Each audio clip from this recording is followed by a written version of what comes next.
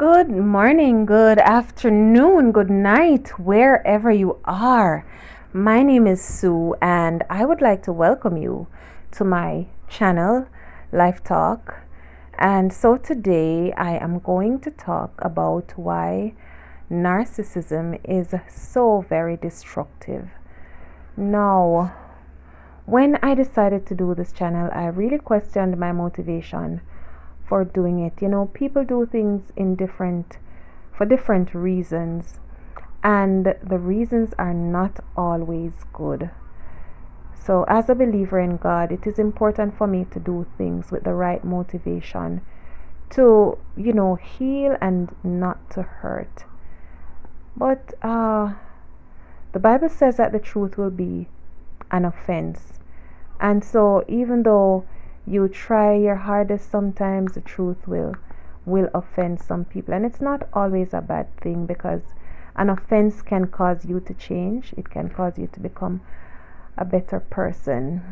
So when I thought of how many women I would have known over time, when I thought about how many women I would have known over time who would have experienced narcissistic abuse,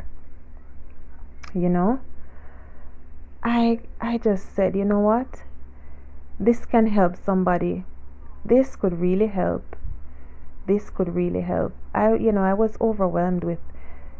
just overwhelmed with the need to share my story, to help women understand that what happened to them was not their fault, was just not their fault. And to help victims to put their experience in the proper perspective. So one of the most common comments that women have made concerning emotional abuse is that no one can see the hurt. Emotional abuse runs deeper than physical abuse because it is not visible. It's not visible. No one can sympathize unless you tell them. And even after you have spoken, no one can, dress it up or suture our brokenness. And I think what really rescued me was that I talked. I mean, people, there were people who were angry with me, in-laws who were angry with me because I talked. And let me tell you something, there is therapy in talking, because at times I felt as if I didn't talk, I would have exploded, I would have gone crazy. And I'm going to share with you, when I talk about that crazy, I'm going to share with you some of the experiences that I had while I was going through. I'm still going through it, but in the early part of that trauma, I'm going to share with you some of those experiences, right? So nobody can see your hurt. So when somebody is going to judge you and say, oh, a long time that happened, the things that you get over that long time, nobody can see hurt, right? Culturally, counseling is not usually considered an option. It's slowly catching on now, but telling your business to anyone, let alone a completely stranger, is usually it's like a no-no. It's usually considered taboo in our culture.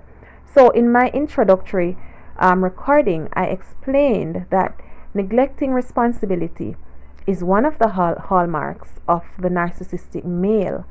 So for one reason or another, they often desert their families.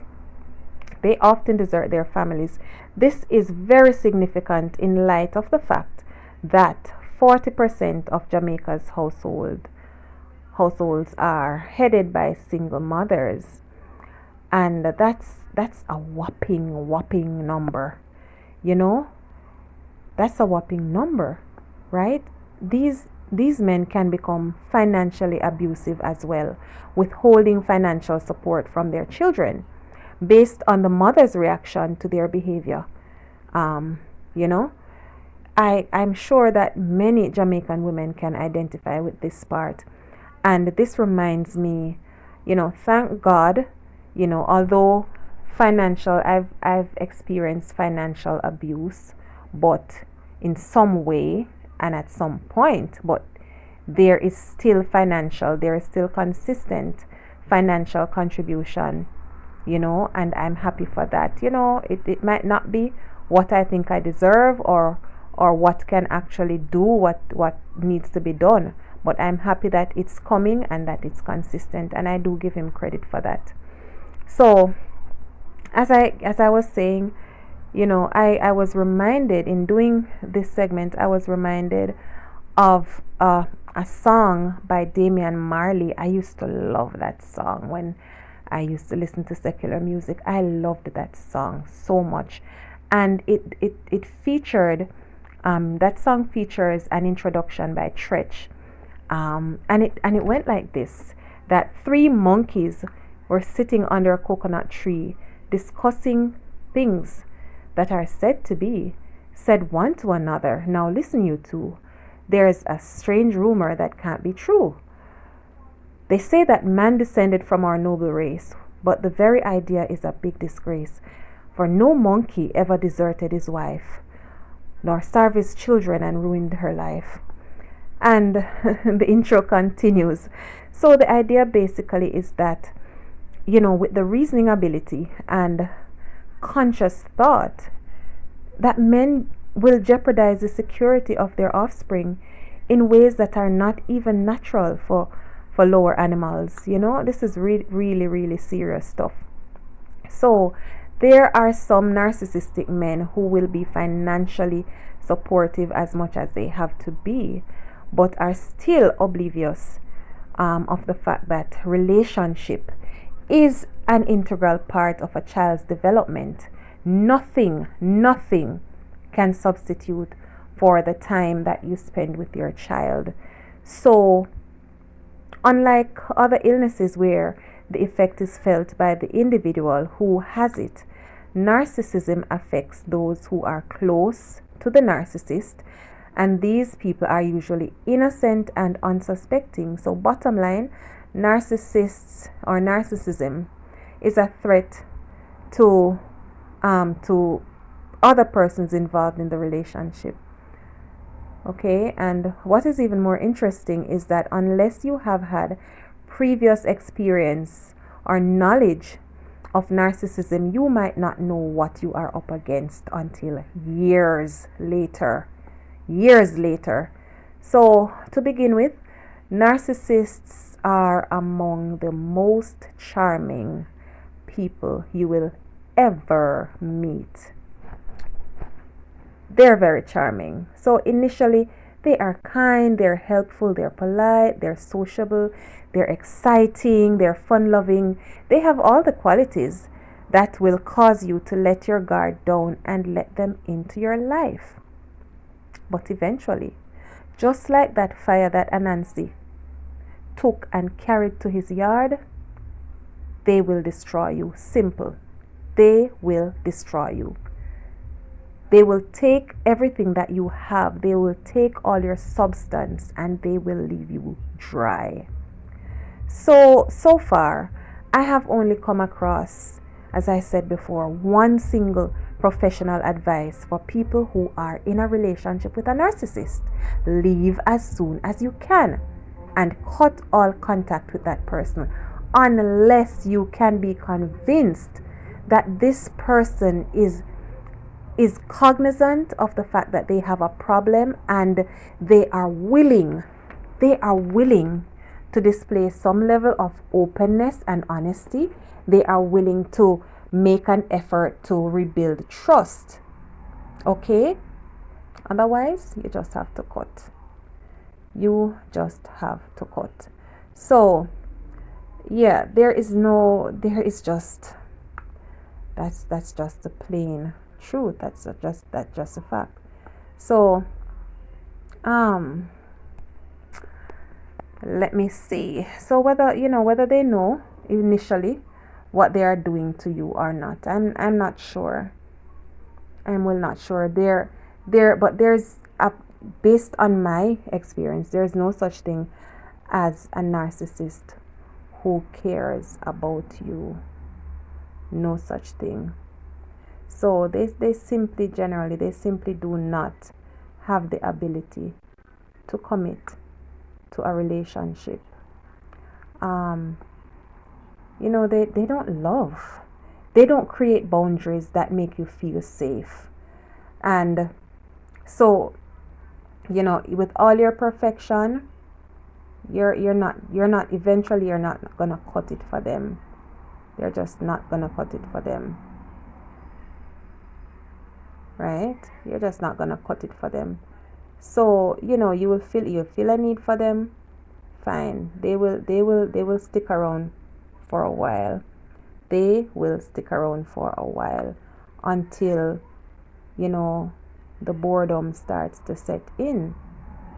And then they will start to, look someplace else. They will start to look in another direction. They'll just start to look in, elsewhere. Right? So the thing is that they are easily bored. Narcissists are easily bored. And you will just wear yourself down trying to hold their attention, trying to be there. You're like a little hamster on a wheel trying to be there. So whether they know initially what they're doing or not, as I said, I don't know. What I do know is that you would not accept them if they showed their true selves, because the hidden self would not act in your best interest. For example, they have no problem with having multiple partners, and more than likely you are looking for a committed relationship. They will want a relationship with you because you might be able to fulfill a need in their lives. However, secretly, and they're very famous for this part, they will maintain relationships with other people. They will maintain relationships with other people because they have to have a backup plan, just in case you decide to leave them, just in case you discover their secrets, just in case you discover that they're not wholesome, just in case you decide to leave them. They have to have someone to fall back on, and so they harbor friends, and more mature persons don't really harbor a lot of good friends, but you will find that a narcissist has a lot of friends, and they'll tell you, oh, I have a friend who does this, oh, I have a friend who can do that. But when you really question them, and you might ask them, what's your friend's name? Oh, Billy. So what's Billy's last name? They have no idea. Where does Billy live? No idea. But they form friends quickly. They like to surround themselves with people because they don't have, a well-formed personality. So they feed from people. They feed from people. They do not display their true personality because they would not get what they want that way. Therefore, lying and secrecy are a big part of this personality type. And because of this, they hurt people, and these are usually the people close to them, as I said before. So there are many women that can tell the tale of of um of this kind of abuse. Many women who can tell the tale um of this experience, and the stories are usually the same. Whenever I talk to people, whenever I talk to women, the stories are usually the same. It's almost as if each woman was involved with the same man, because the lies are all the same, the excuses are the same, like they all went to the same school and learned the same thing. Some of the rhymes that they use are even word for word from one to the other. They're often word for word. So one of the common comments that I have heard from women who ask for a little more accountability from these men is, me a big man, me a big man. I must can go out with my friend them without having to report to you. Or over and over, you're unable to reach them on the phone, and when you finally catch up with them, they'll say, oh, I fell asleep, I didn't hear the phone, I was so tired, I didn't hear the phone ringing, or the phone was on silent. You will find things belonging to other women in their possession over and over, and they will tell you it probably belonged to somebody who they gave a ride. They will even try to convince you that you're losing your mind when you call them out.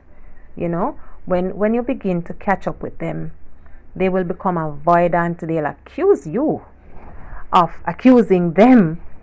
They'll even threaten to end the relationship. They'll tell you that, boy, me love you, but you see that something where you are going with this suspicious behavior, me can't take it. And right now me just feel like, you are stressed me, and me just feel like me just want to end this marriage, or I want to end this relationship. They accuse you of being guilty of what you suspect them of doing. And ultimately, they just straight up blame you for their actions. They will tell you that you caused them to cheat as well. They will tell you that, right? They're manipulative that way. They're secretive, they're deceptive, they're emotionally fragile. So therefore, they are just focusing on getting what they want, and the fact that, don't think that the fact that you're onto them, that they'll start straighten up and start to try to turn their behavior around. They simply go into deeper concealment, right? So another reason that makes narcissistic abuse so painful is that somehow they seem to attract empaths. And empaths are really sensitive people like myself, who will just give their souls to make the world a better place. We're very emotional, highly sensitive, and we usually experience hurt to a degree that other people won't experience it, and that makes it very difficult to get over the hurt of being deceived and abused. We like to see the best in people, and we like to think the best about people, but in reality, you sense that something is wrong, but you really want to believe what the narcissist says, because you don't want to be accused of being suspicious, and you don't like to be suspicious, and you see no reason why someone who you care for so much, who you are so good to, would want to lie to you. So yeah, that's one other thing that the narcissist will have you doing, and that is believing lies and even repeating their lies. For example, you might have a family member over at your house, and you're trying to get your narcissist partner on the phone, and so you might be calling for hours and hours without a response. This one has happened to me many times. And this relative sees you trying to reach this person on several occasions, and by now you look like an idiot, because you know that they're thinking that something is wrong, but they're probably not gonna say anything to you because they don't want to cause any problems in your life. So you have them over your house, and it's not the first time they've been over while you've been trying to reach this person on the phone. So when the narcissist finally appears, or you get them on the phone, they'll say something like, oh, I was on my way home, and I witnessed this terrible hit and run accident, and I had to stop and take the victim to the hospital. So you feel so relieved, and you say to your relative, who thinks you're an idiot, so you call them and you say, hey, he finally came home. He was helping someone in a hit and run, and you feel relieved that your little narcissist is safe. But as you think about it later, you really wonder, so how come no blood never in the car? How come there was no blood in the car? Yeah. But you file that in the back of your mind, not wanting to accuse or to be suspicious or to seem like a police. So you just file that in the back of your mind. Yeah. So another thing that a narcissist will do to you is to try to hijack your character. So yeah, I've been through it. If you find out the dirt on them and you decide to call them out or to tell the truth about them, they will try to destroy you with lies. They cannot tolerate embarrassment. So if you ever try to tell the truth about them, they will tell any lie to destroy you. and they can be very, very, very convincing. You know, if you are anyone that you know is dealing with this sort of situation, I have one simple advice for you. As counterintuitive as it may seem, it is the best thing to do.